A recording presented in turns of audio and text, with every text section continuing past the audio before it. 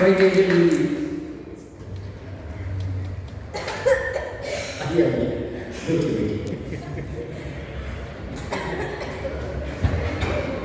Because they had a beautiful bond, and before every festival, they would go to the pond and pray. I tell you, he has 4 hands and he sits in front of, on top of a snake with his hand and one finger with a chakra.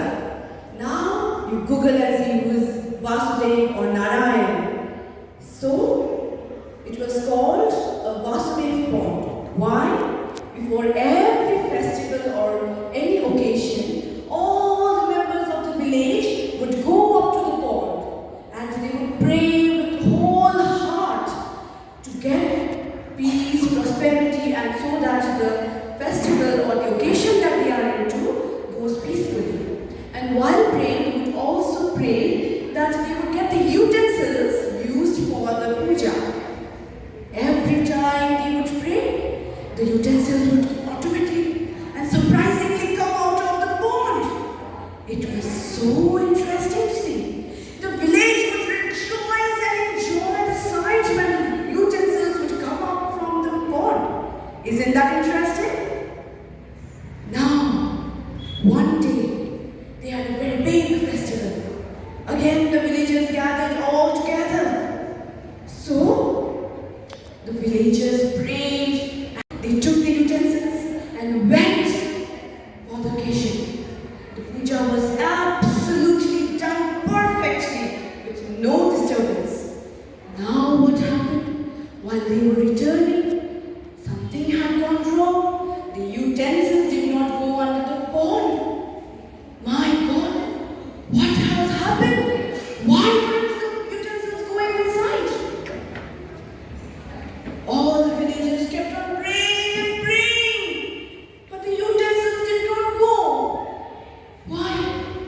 All the villagers counted. There had to be 51 utensils. When they counted, one was missing. Where did that one go? Where did that one utensil go? All the villagers started searching everywhere. Every household was searched. Every nook and corner was searched. But the utensil was not found. Suddenly, a cat mewed in front of a small Indian hearth. You know what is a hearth? Yes, it is a small place where fire is burnt. Now we all have gas stoves. Back then we did not. So we used to take the Indian hearth and burn with sticks or coal. So then the cat mewed and warmed and nice and sleeping there. The villagers crawled to him. Why was it so warm? They searched, and what was found? A small gold bowl out of the 51 bowls and utensils that were present. So they were shocked. How could that go there? How was it misplaced? The helper had removed it out of greed, thinking that no one would come to know. But see, Lord knows everything. The utensils did not go inside the pond until there were 51. So the villagers took the small bowl and along with the other 50 utensils, they kept and prayed once again with whole heart and pleading sorry and apologies to the Lord that please take it. It was our mistake that we had not seen. And so finally, it never came back up again. So what do we learn from this story? We learn that no matter what happens, even if no one is watching you, there is someone still watching you. It is that someone above who knows everything. And even if you have greed inside you, that one person will surely know. So do not be tempted towards anything. Be always truthful and always be careful about every step of yours. Because someone is watching you.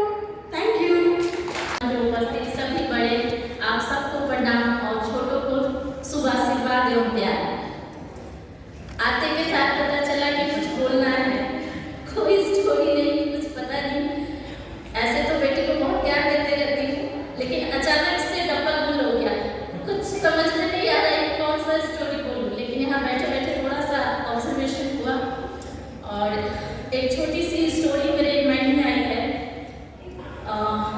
एकता का बल, एकता का बल, power of unity.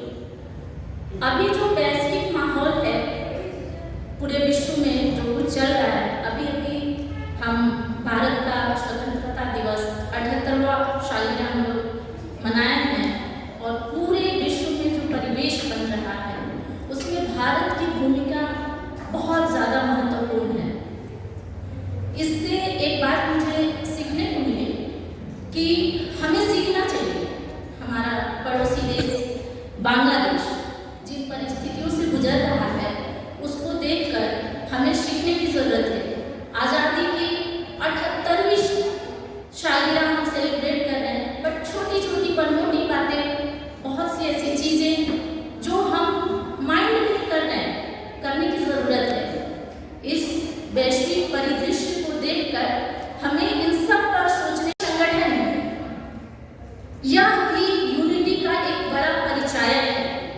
यह संस्था किसी एक इंसान के या 2-4-10 लोगों के जरिए नहीं, बल्कि हम सब के योगदान से और हमारे सहयोग से ही संभव है। और हम सबको पूरा प्रयास करना चाहिए कि हम इस ऑर्गेनाइजेशन को बहुत आगे लेकर जाएं। जैसे आज हम 50वां वर्षगांठ मना रहे हैं विवेकानंद कल्चरल सेंटर का, वैसे ही युगों तक चले। ऐसे हमें सीखना चाहिए और ऐसे संगठित होकर रहना चाहिए। छोटी छोटी बातें जो हम बोलते समय नहीं सोचते, जैसे अपर्णा दीदी ने स्टार्टिंग में कहा था कटु वचन, छोटी बात है पर दिल को लग जाती है। एक बार शत्रु का बाण यदि तीर मयान से बाहर आ गया वापस नहीं आएगा, तो हमें उस पर कंट्रोल होना चाहिए। हमें एकता का परिचय अपने हर परिवेश में देना चाहिए।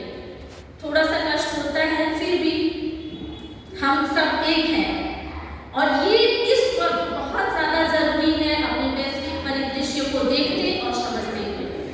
तो इसी बात से प्रेरित होकर एक कहानी, एक किसान की कहानी मैं बताने जा रही हूँ कि गांव में एक किसान रहता था। जाहिर है पिता बहुत मेहनती थे, बच्चे भी मेहनत करते थे और अच्छा अपना कृषि कार्य में लगे हुए थे। लेकिन उनके साथ एक छोटी सी प्रॉब्लम थी, छोटी की तो मोटी, आगे चलकर यही नासूर बनने वाला था। यह बात उसके पिता के मन को कचोट रहा था कि क्या करें। तो वो किसान जो था उसके 4 पुत्र थे और चारों की आपस में बनती नहीं थी, सभी आपस में लड़ते रहते थे और यही चिंता थी उसे। धीरे धीरे दिन गुजर रहा था। जो किसान थे वो काफी बुजुर्ग हो गए और एक बार बहुत बीमार पड़ गए। नहीं तो इन्हें तो कोई भी तोड़ लेगा और ये घर ही खत्म हो जाएगा। मतलब मेरी कहानी जो है उस किसान के जरिए अपने देश और विश्व के स्तर को बताने के लिए है। तो किसान ने एक बार अपने सभी पुत्रों को एक साथ बुलाया। सभी पुत्र हैरान हुए कि क्या बात है, तुरंत आए कि क्या बात है पिताजी, क्यों सभी को बुलाए। तो किसान ने कहा अपने पुत्रों से कि कुछ लकड़ियां चुनकर बाहर से लाओ। दूसरे पुत्र से कहा कि एक रस्सी भी लेकर आओ। बड़ा वाला पुत्र तुरंत भागकर बाहर गया और लकड़ियों का ढेर चुनकर लेकर आया। सेकेंड वाला रस्सी लेकर आया। उन्होंने कहा इन लकड़ियों को एक साथ जमा करो, इसका बंच बनाओ और इसे बांध दो। उसके बाद उन्होंने अपने सभी पुत्रों को, पहले सबसे बड़े वाले लड़के से कहा कि इसे अपनी जितनी ताकत है उतनी ताकत से इसे आपको तोड़ना है। बड़े वाले ने कहा ये कौन सी बात है, जरूर तोड़ देंगे। उसने प्रयास किया बट वो सभी लकड़ियां मिलकर संगठित हो चुकी थी, उसमें उनकी ताकत पर्याप्त नहीं थी, वो नहीं तोड़। दूसरे वाले ने भी कहा अरे ये तो मेरे बाएं हाथ का काम है, लाओ मैं तोड़ देता हूँ। उसने भी अपना प्रयास कर लिया बट उससे भी नहीं टूटा। तीसरे ने, चौथे ने सबने प्रयास किया मगर वो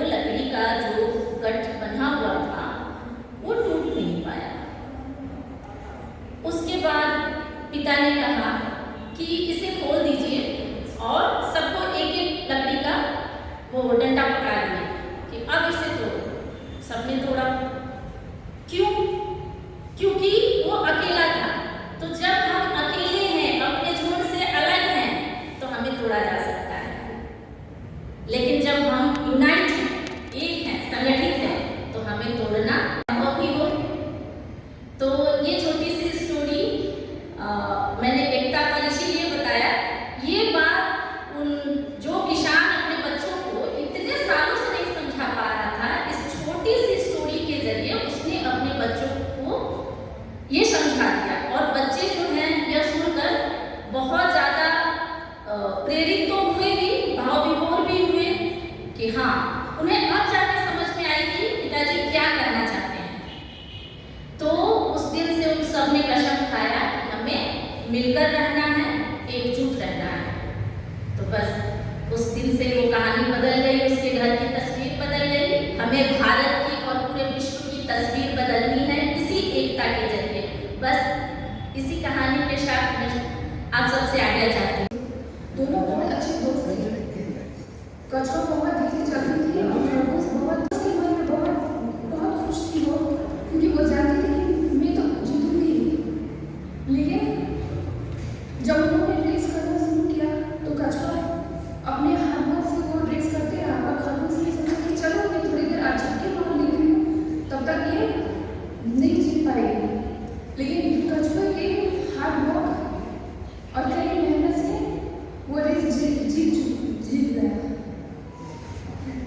In a village, there was a Brahmin and his wife who stayed together. They had a son, and the Brahmin thought that to have a pet as a child, so as to protect and get a companion for him, he went in search of a pet and found a mongoose, and he brought him home. At first, the Brahmin's wife was very reluctant.